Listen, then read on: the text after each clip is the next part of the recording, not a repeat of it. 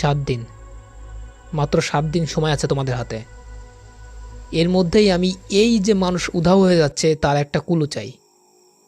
তা না হলে একটারও কিন্তু চাকরি থাকবে না, আমি বলে দিচ্ছি।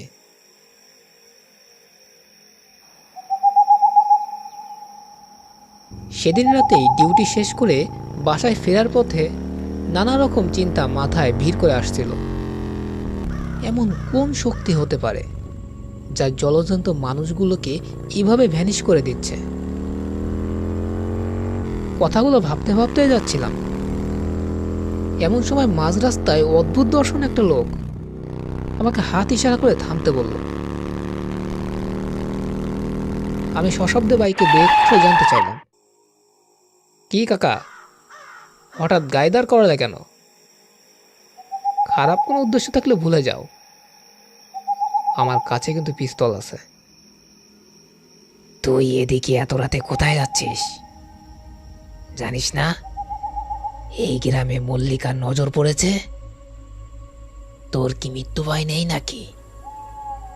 মল্লিকা? এটা আবার কে? কোনো পেতনি নাকি? তোর কি কথাটা মশকরা মনে হলো? আমার সাথে চল, এভাবে এই রাস্তা দিয়ে গেলে তোর জীবন সংশয় হতে পারে। এই কাকা, নাটক চলছে এসব?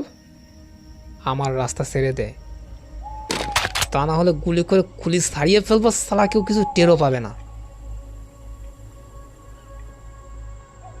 তোর আমার সাথে যাওয়া ছাড়া আর কোনো উপায় নেই। আমি শয়তানের কাছে আর একটা আত্মাও বলি হতে দিব না। চল আমার সাথে। আর যদি না যাই?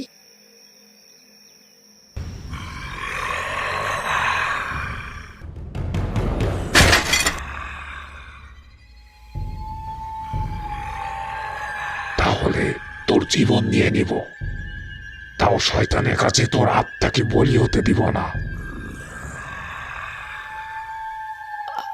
আমাকে ছেড়ে দাও,